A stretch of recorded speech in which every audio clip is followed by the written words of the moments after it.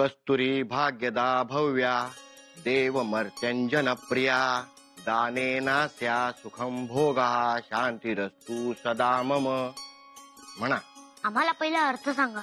या श्लोकाचा अर्थ असा आहे की कस्तुरीचं दान केल्यामुळे सुख आणि शांती यांची प्राप्ती होते. पण कस्तुरीसाठी कस्तुरी मृग मारावं लागेल ना, मग त्याच्या मरणात आपलं सुख कसं?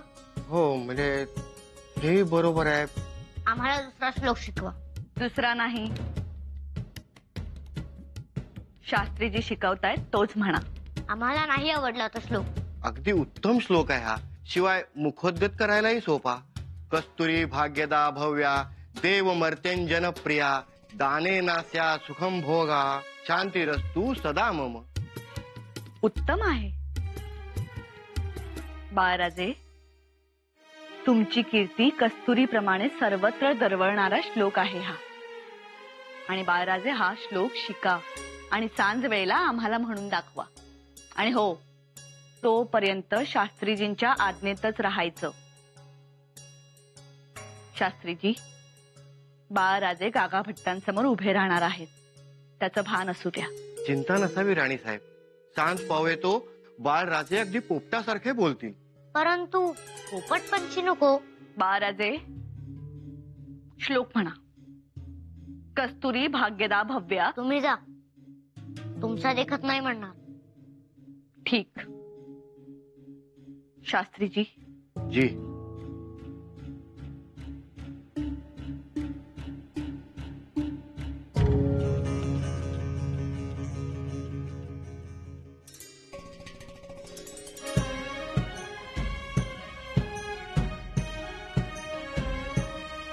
हर हर महादेव. मातोश्री गेल्या.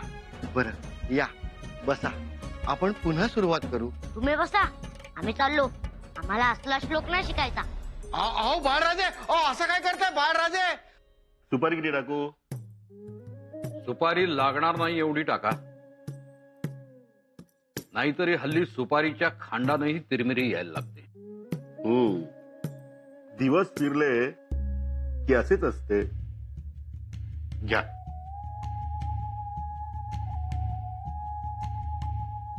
पंत, हातातला नाही पण मनातला विडा मात्र रंगायला हवा. नाही रंगणार, कारण कात बाळाजी पंतांकडे आणि चुना निराजी पंतांकडे, आणि आपल्या बाबतीत त्यांचा हात आखडता. म्हणजे स्वराज्याचा पंतप्रधान मी. गागा भट्ट येण्याचे कारण यांनी मला तरी सांगावयास नको का? पण दोघेही ताकास तूर लागू देत नाही. महाराणी साहेबांनी बाळाजी पंतांनाही विचारले, पण हे मुख गिळून. वा, म्हणजे तुम्ही राणी साहेबांनाही विचारायला लावले तर? मला वाटले होते आता तरी बोलतील, पण हे म्हणाले मला माहित नाही. गागा भट्ट येणार ते दोन कारणाने. एक तर धर्मांतराचा जाब विचारण्यासाठी, आणि दुसरे म्हणजे स्वराज्याचा उत्तराधिकारी ठरवण्यासाठी. पण आपण एक गोष्ट करू शकतो. कोणती? मागे राज्याभिषेकावेळी गागा भट्ट आपल्याकडे 2 दिवस उतरले होते. तेव्हा ते आपल्या पाहुणचारावर खुश होते. यावेळेस आपण आपल्याच वाड्यावर त्यांना थांबवू. वा. गाईचे तूप, डाळ, आंबेमोहर किंवा इंद्रायणी भात असल्यानंतर त्यांची तर समाधीच लागते. एवढे खुश होतात की जगाच्या व्युत्पत्तीचे गुह्य सांगतील. मग येण्याचे प्रयोजन तर हसत हसत सांगतील. वा. मग पंत, आंबे मोहर तांदूळ लगेच मागवा. अहो, तांदूळ येऊन निवडून तयार आहे. गागा भट्ट दारात आल्याची चाहूल लागल्याबरोबर चढवलाच त्याला चुरीवर. वा पंत, तुम्ही तर अगदी तयारीतच आहात. मग म्हणजे गागा भट्ट तांदळाच्या अक्षतांनी कार्यसिद्धीस नेतात, आणि तुम्ही आंबे मोहर तांदळाच्या भाताने कार्यसिद्धीस नेणार. तीच तर खरी गंमत आहे. मातोश्री, हे तोरण करून तयार आहे. वा, छान. हे आता महादरवाजाला लावतो. ठीक. कधीपर्यंत पोहोचतील गागा भट्ट? सूर्यास्ताच्या अगोदर येतील, असा कयास आहे. मग ठीक. आणि रांगोळ्यांचं काय झालं? रांगोळ्या सुद्धा जागोजागी काढून तयार आहेत. तात्याबाला सांगून हे तोरणही बांधून घ्या. जी मातोश्री. आज ते येतील, परंतु भल्या पहाटे जगदीश्वराच्या मंदिरात पूजा बांधतील. त्यामुळे त्यांच्या मुक्कामाच्या ठिकाणी पहाटे बेलफुलाची व्यवस्था करायला सांगितली पाहिजे. ते आम्ही बघू. या तुम्ही. जी मातोश्री.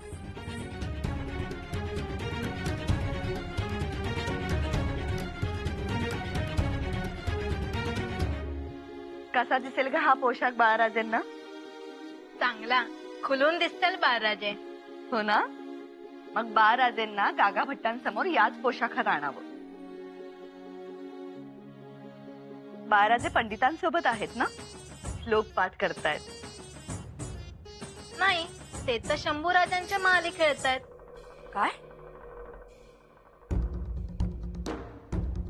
ऊट सूट शंभूराजेंच्या महाली. जा, त्यांना आत्ताच्या आत्ता घेऊन ये. आम्हाला त्यांच्या तोंडून श्लोक ऐकायचे. अगं जा. गागा भट्ट कोणत्याही क्षणी गडावर येतील.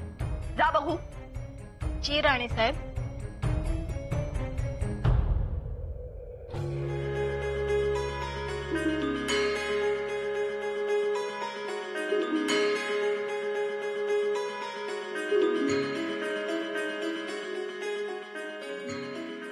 वेदो नारायण आचार्य गागा भट्ट की जय.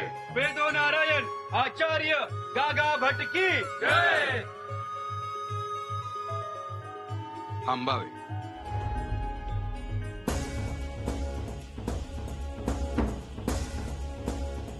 छत्रपती, आम्ही तुमचा नमस्कार स्वीकारू शकत नाही. छत्रपतींनी झुकणे योग्य नाही. आचार्य, आपण ज्ञानाच्या तेजात तळपत आहात. ज्ञानासमोर महाराज, जसे सूर्य सेवही चंद्रम सोरश्मय, अर्थात चंद्राचे किरण हे सूर्याचेच असतात, तद्वत हे तेज तुम्हा कारणे आहे. हे ज्ञान तुम्हा कारणे आहे. तुमच्यामुळेच धर्म आहे आणि तुमच्यामुळेच काशी आहे.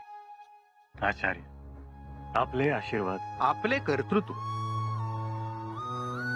तस्मात आपण धरित्रीचे नाथ आहात. ज्या मस्तकावर सप्तसरितांचा आणि सप्त सिंधूंचा अभिषेक झाला आहे, ते मस्तक आमच्या समोरच काय, कोणाही समोर झुकणे योग्य नाही. छत्रपती शिवाजी महाराजांचा विजय असो. छत्रपती शिवाजी महाराजांचा विजय असो. छत्रपती ही सर्वोच्च धारणा आहे. आपणच आमचा नमस्कार स्वीकार करावा. आचार्य,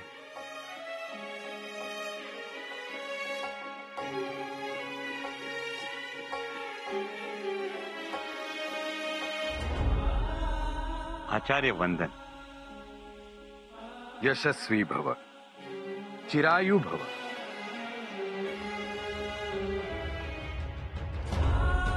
युवराज, आपल्याला इथे पाहून आम्हास आत्यंतिक आनंद होतोय.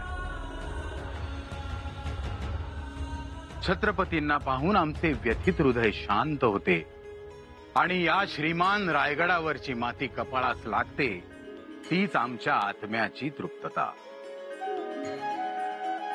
आम्ही या रायगडास इंद्रलोक म्हणणार नाही, कारण तेथे फक्त रंभा आणि उर्वशी यांचे नृत्य चालते. इथे मात्र प्रचंड साहस आणि पराक्रम यांचेच नृत्य होते. अत्यंत आनंद झाला आज आम्ही इथे उभे आहोत.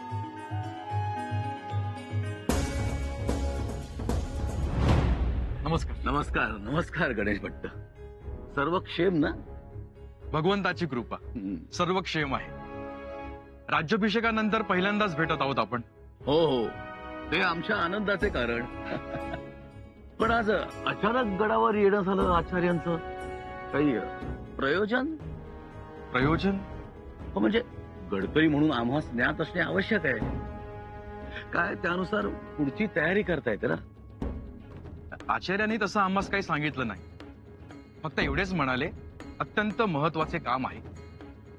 म्हणजे काही समारंभ की विधी हे म्हणजे येण्यामागे माहित नाही. एवढ्या लांब शेकडो कोस दूर गडावर आचार्य येतात याचा अर्थ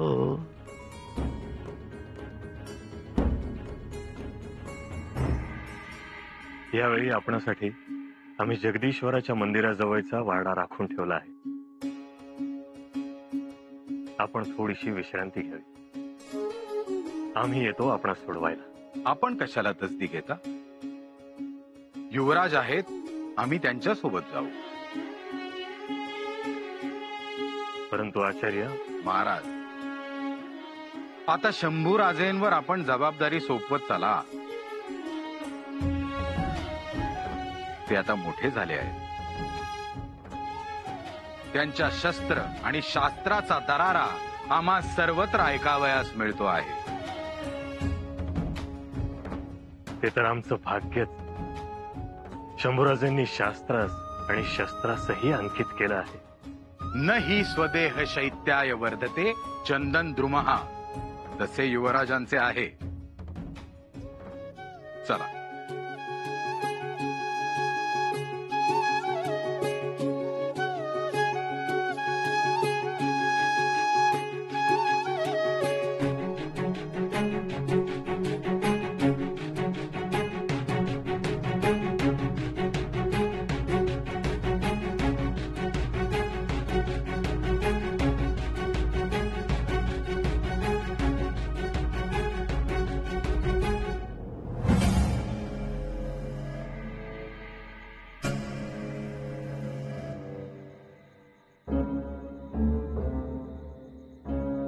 पंत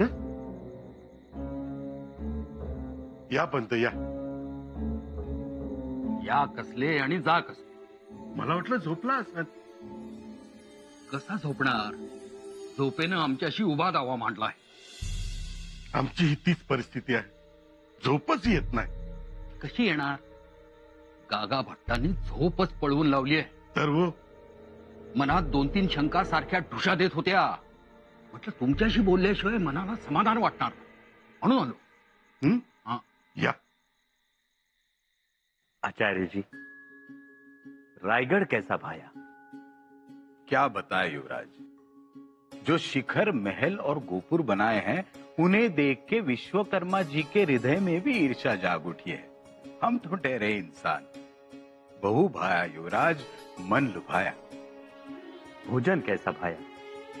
हमारे काशी की दाल और रोटी तो हमें बहुत पसंद है, लेकिन यहाँ का जो चोका चावल है उसकी सुगंध से जी भर जाता है. इंद्रायणी और अंबे मोहर तो स्वाद में परमेश्वर. हमारी खुशकिस्मती आचार्य जी. ऐसा लगता है शिव सेवक बनकर यहाँ रहे, सब सीखे, मंत्र भूले, एक और एक ही मंत्र जपे तपे. छत्रपति शिवाजी महाराज की जय. आचार्य जी, इस घोष के सामने हमने लिखी सिद्धि मीमांसा अलंकार कुछ भी नहीं. खरेच युवराज, या एका जयघोषात मृत राष्ट्र जिवंत करण्याची ताकद आहे. आचार्य जी, नेताजीराव पालकरांना पुन्हा हिंदू धर्मात घेण्याचा निर्णय आपणास आवडला? हो हो, ती तर या रायगडावर घडलेली अभूतपूर्व घटना. आम्ही असतो तर काशीचे 1008 पंडित बसवले असते, त्यांचे शुद्धीकरण करून घेतले असते. म्हणजे महाराजांचा निर्णय योग्यच होता. तर मुळात आम्हीही त्याच विचारांचे आहोत. परिवर्तन हवे, समानता हवी, विद्या ज्ञान सर्वांना एकसारखे मिळावयाचे, वर्णावर्णात भिन्नता नसावी, वेदांचा अधिकार सर्वांना हवा. आचार्यजी, याबाबत आपलाच एक श्लोक आठवतो आम्हाला. वर्ण प्रभेदागम पाठनाद्या वर्णाश्रये नैव विचारलेशः अग्नाहिते रुर्ध्व गणित नैमित्तिक क्रियाणामपि तद्वदेव. तद्वदेव, आश्चर्य. आमचा श्लोक अजून तुमच्या स्मरणात आहे. उत्तम. असो, धर्मांतराचा निर्णय छान. तुमचे आणि महाराजांचे अभिनंदन. आचार्यजी या निर्णयामुळे आपले अनेक बांधव स्वधर्मात आले. इतकेच नाही तर आपले बाजी प्रभू देशपांडे यांचे चिरंजीव पिलाजीराव याच जंजिऱ्याच्या सिद्धीने धर्मभ्रष्ट केले होते. त्यांना वाईच्या ब्रह्मवृंदानं स्वयंप्रेरणेनं शुद्धीकरण करून स्वधर्मात घेतले. खरे तर ही क्रांती, परंतु दुःख याचे वाटते की आम्हाच या गोष्टींचा निर्भेळ आनंद मिळत नाही. आणि त्याचे कारण उत्तर देशी समस्त हिंदूंवर औरंगजेब बादशहाने लादलेला जिझिया कर. आपले बांधव उत्तर देशी दुःखात आहेत याचे महाराजांनाही खूप दुःख वाटते. केवळ हिंदू आहेत म्हणून त्यांच्यावर कर बसवला जातो. त्यांच्या उठण्या बसण्यावर, सणवार, उपासतापास या सगळ्यावर जिझिया पट्टी बसवली जाते. वाईट वाटले म्हणूनच महाराजांनी औरंगजेबास एक पत्र लिहिले. अल्लाह हा केवळ मुसलमानांचा नाही तर पूर्ण आलम, पूर्ण विश्वाचा आहे म्हणून. कदाचित या पत्राचा शहनशाह औरंगजेबावर उचित परिणाम होईल, व्हायला हवा. महाराजांच्या या प्रयत्नास काशी विश्वेश्वर यश देईल. हर हर गंगे. आचार्य, आपण विश्रांती घ्यावी. आम्ही निघतो. अवश्य युवराज. दुसरा प्रहर सुरू होईल. येतो. म्हणजे आमची शंका रास्त आहे. उत्तराधिकारी म्हणून युवराज नेमले जाणार ही काळ्या दगडावरची पांढरी रेग आहे. म्हणजे गागा भट्ट पांढरी रेगच मारायला आलेत तर जवळजवळ निश्चित. आणि बघितलेत ना काय म्हणाले ते? युवराज मोठे झालेत, त्यांच्यावर जबाबदारी सोपवा म्हणाले ना. म्हणाले म्हणजे तसा आदेशच दिला महाराजांना. आता कसे बोललात? आणि काय म्हणाले? शस्त्र आणि शास्त्रात पारंगत झालेत ते. हे शब्द साधे सुधे समजू नका. काशीचा पंडित एक वाक्य बोलला तर एक तर मनुष्य बाद तरी होतो, नाहीतर त्याचा उद्धार तरी होतो. काशीच्या पंडिताच्या एका शब्दावर एक ग्रंथ तयार होतो. बरोबर. आता हे तर गागा भट्ट बोललेत. आता गागा भट्ट बोललेत म्हणल्यावर महाराजही काय ओळखायचं ते ओळखून जाणार. महाराजांनी ओळखलेही असणार. अहो, काशीच्या उलट केले की शिका हा शब्द तयार होतो. त्यामुळे यातून आपण काय धडा शिकणार ते बघा. यातून एकच धडा मी तरी घेतलाय. आता आपल्या अडचणी वाढणार. बरोबर. आपण कुठेतरी कमी पडलोय. खरं तर तुम्ही गागा भट्टांना मुक्कामी बोलवणार होता. ते आले असते तर आपल्याला त्यांच्याशी बोलता आलं असतं. दिसतं तसं नसतं हेही सांगता आलं असतं. पण त्यांच्या मुक्कामाची जागा आधीच पक्की झालेली. युवराजांचीच खेळी ती. हो, पण आपल्या हातून ती संधी हुकलीच ना. संधी कशी हुकेल? अहो, अनाजी दत्तो म्हणतात आम्हाला. म्हणजे काय केलेत? उद्या सकाळी गागा भट्ट येत आहेत. उद्या त्यांची या वास्तूत पाद्य पूजा होईल. वा, म्हणजे आपल्या हातून संधी गेलेली नाही तर. म्हणजे काय? उद्या गागा भट्टांचे पाय धुतले जातील आणि त्याचबरोबर त्यांचे मन युवराजांच्या अभद्र गोष्टींनी भरले जाईल. हे उत्तम झाले. अहो, स्वराज्याचे सुरनेस आणि पेशवे या दोघांच्या तोंडून जर गागा भट्टांनी कारनामे ऐकले तर त्यांच्या मनातून युवराज उतरण्यास असा कितीसा वेळ. एखादा माणूस मनात ठसायला वेळ लागतो पण ठणकायला वेळ लागत नाही. ठणका सुरू झाला की गागा भट्टांच्या मनातली गंगा ढवळून निघेल. खाली साचलेला युवराजांच्या प्रेमाचा गाळ वर येईल. गंगा उचमळत राहील, अशांत होईल.